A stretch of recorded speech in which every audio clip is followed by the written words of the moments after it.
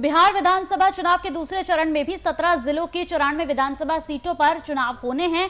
पूर्वी चंपारण की अगर हम बात करेंगे तो पूर्वी चंपारण, पश्चिमी चंपारण, सीतामढ़ी, शिवहर, मधुबनी, दरभंगा, मुजफ्फरपुर, गोपालगंज, सिवान, सारण, वैशाली, समस्तीपुर, बेगूसराय, खगड़िया, ये तमाम नाम है। भागलपुर, नालंदा और पटना जिले की विधानसभा सीटें इसमें शामिल हैं। अब अगली खबर जैसे कि हम आपको बता रहे हैं, तेजस्वी यादव के चुनावी कैंपन की अगर हम बात करेंगे तो तेजस्वी यादव के चुनावी कैंपन का आगाज हो चुका है। बिहार विधानसभा चुनाव में आरजेडी के लिए आज का दिन काफी अहम है। एक और जहां तेजस्वी यादव आरजेडी के चुनाव अभियान की शुरुआत करेंगे, वहीं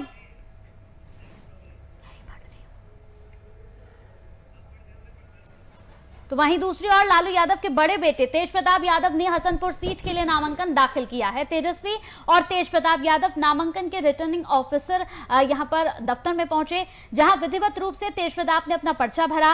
वहीं इसके बाद राजद 144 सीटों पर चुनाव लड़ रही है। आपको बताते चले कि बिहार विधानसभा चुनाव में आरजेडी के लिए आज का दिन काफी अहम रहा है। एक और तेजस्वी यादव आरजेडी के चुनावी अभियान की शुरुआत करेंगे तो दूसरी ओर लालू यादव के बड़े बेटे तेज प्रताप यादव ने हसनपुर सीट के लिए नामांकन दाखिल किया है। देखिए, इस घटना जो हुआ है बहुत दुर्भाग्यपूर्ण घटना है और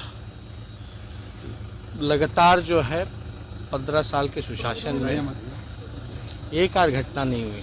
इसी बिहार की धरती पे हम लोगों ने बलात्कार की जो घटनाएं हैं, बालिका गृह जैसे घिनौना जघन्य अपराध भी हम लोगों ने देखा है।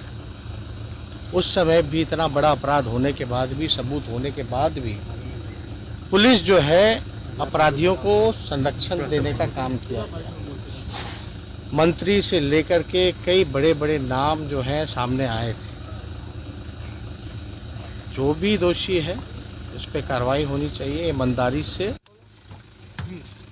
यादव यहां पर दुष्कर्म के मुद्दे पर भी अपनी बात रखते हुए नजर आए। उनसे जब इस पूरे मुद्दे पर बातचीत की गई तो इस पर भी वो अपनी राय यहां पर देते हुए नजर आए। इस पूरी खबर पर ज्यादा जानकारी के साथ हमारे वरिष्ठ संवाददाता अजय हमारे साथ जुड़े हुए हैं। अजय, यहां पर नामांकन भर दिया है, साथ ही साथ अगर हम आरजेडी की बात करें तो पूरी तैयारी आरजेडी की तरफ से भी हो चुकी है चुनाव की। जी बिल्कुल, आज सुबह ही जब बात हो रही थी आरजेडी के जो प्रदेश अध्यक्ष है जगदानंद सिंह से, तो उन्होंने कहा है कि हम लोगों ने चुनाव प्रचार का एक आक्रामक योजना बनाई है और इसी के अनुसार वो काम करेंगे। और जब सुबह तेजस्वी जो है तेज प्रताप के नामांकन के लिए निकल रहे थे, जो हसनपुर जहां से वो नामांकन किया है उन्होंने, तो भी उन्होंने जबरदस्त रूप से एक तरह कहिए कि सत्ता पक्ष पे हमला बोला था, चाहे वो किसी भी मुद्दे को लेकर के हो, स्पेशली क्राइम को लेकर के और करप्शन को लेकर के और कम्युनलिज्म को लेकर के।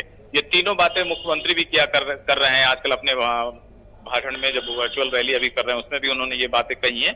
और यही बिल्कुल मुद्दे को जस्ट एक तरह से कहिए कि प्रत्यारोप के रूप में जो है वापस राजद से तेजस्वी यादव फेंक रहे हैं।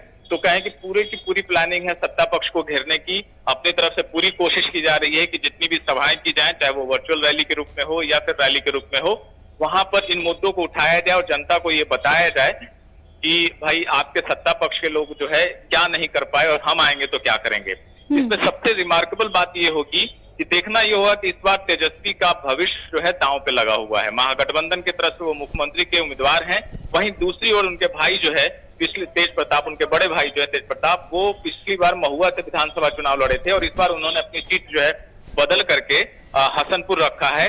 जो विपक्षी दल है या फिर जो विश्लेषक बताते हैं कि तेज प्रताप ने अपने हिसाब से बड़ा ही सेफ सीट चुना है, जहां से राजद के निकलने की संभावना ज्यादा है। लेकिन ये तो वहां पर तेज प्रताप के रिएक्शन पे रहेगा कि तेज प्रताप के भाषणों से या उनके जो जनसंपर्क है उससे कैसा निकलता है वहां से माहौल और किस तरह वो वोटों में कन्वर्ट होता है।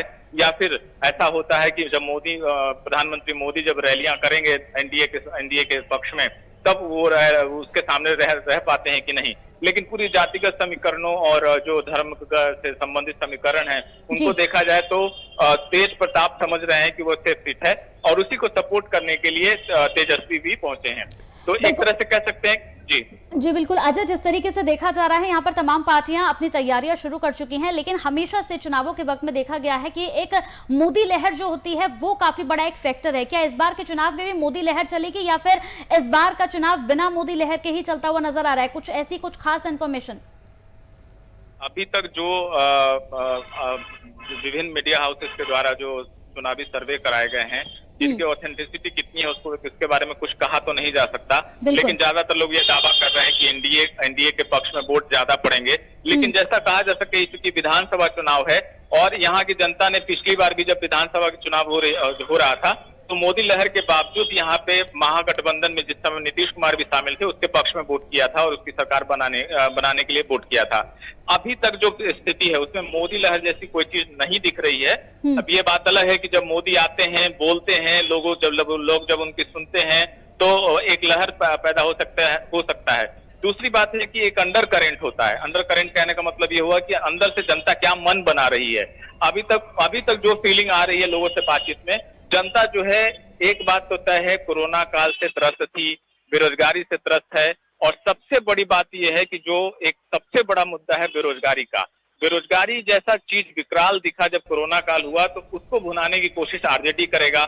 वहीं दूसरी ओर अपने आंकड़ों से और अपनी व्यवस्थाओं से सरकार भी ये बताने की कोशिश करेगी कि हमने इतना सब कुछ किया है। तो अंडर करंट में ये 3-4 चीजें हैं जो चल रही हैं, जिसमें बेरोजगारी प्रमुख है और बाकी सब चीजें भी हैं। लेकिन कई बार ऐसा होता है जैसा नीतीश कुमार इस नब्ज को पकड़ रहे हैं कि उनको लोगों को ये याद दिला रहे हैं कि 15 साल के राजद के शासनकाल को आप याद करिए, क्या वो ऐसा दिन लाना चाहते हैं। अगर वो इसमें सफल हो गए तो अंडर करंट का रुख भी बदल सकता है। ये अभी की ताजा तरीन मतलब कह सकते हैं स्थिति है बिहार विधानसभा चुनाव की। कंचन, चलिए, बहुत बहुत शुक्रिया अजय इस पूरी खबर पर तमाम जानकारी देने के लिए। तो एक बार फिर से आपको बताते चले कि तेज प्रताप यादव के नामांकन दाखिल करने के बाद तेजस्वी यादव ने, यानी कि यहां पर तेज प्रताप यादव के नामांकन जिस तरीके से दाखिल किए हैं उसके बाद तेजस्वी यादव ने कहा कि हमें हसनपुर की जनता पर पूरा विश्वास है कि भारी मतों से इनको जीत मिलेगी और हम सरकार बनाने जा रहे हैं। पहली कैबिनेट मीटिंग में मेरी पहली कलम 10 लाख बेरोजगार नौजवानों को रोजगार और स्थायी सरकारी नौकरी देने के लिए चलेगी। ये तमाम बातें उनके यहां पर उन्होंने कही हैं। बढ़ते अगली खबर की ओर, तो तेज प्रताप यादव ने हसनपुर विधानसभा सीट से नामांकन दाखिल कर लिया। बता दें कि तेज प्रताप यादव के छोटे भाई तेजस्वी यादव राघोपुर विधानसभा सीट से चुनाव लड़ेंगे। तेजस्वी यादव वर्तमान में बिहार विधानसभा में नेता प्रतिपक्ष भी हैं। यहां पर साफ तौर पर देखा जाए तो यहां पर तमाम तरीके की जो अटकलें थी यहां पर तेज प्रताप को लेकर या तेजस्वी को लेकर, वो यहां पर खत्म होती हुई नजर आ रही है। बिहार विधानसभा चुनाव से जुड़े एग्जिट पोल की अब हम बात कर लेंगे। तो एग्जिट पोल और इसके प्रसारण पर चुनाव आयोग ने रोक लगा दी है। ये रोक 28 अक्टूबर सुबह 7 बजे से शुरू होगी और 7 नवंबर शाम 6:30 बजे तक रहेगी। बताते चले कि चुनाव आयोग ने जारी अधिसूचना में निर्देश दिया था। निर्देश के तहत हर चरण में संबंधित चुनाव क्षेत्रों में यहां मतदान खत्म होने के 48 घंटे की अवधि के दौरान किसी भी इलेक्ट्रॉनिक मीडिया पर किसी भी तरह के ओपिनियन पोल और चुनावी सर्वेक्षण से जुड़े यहां परिणाम दिखाना प्रतिबंधित है।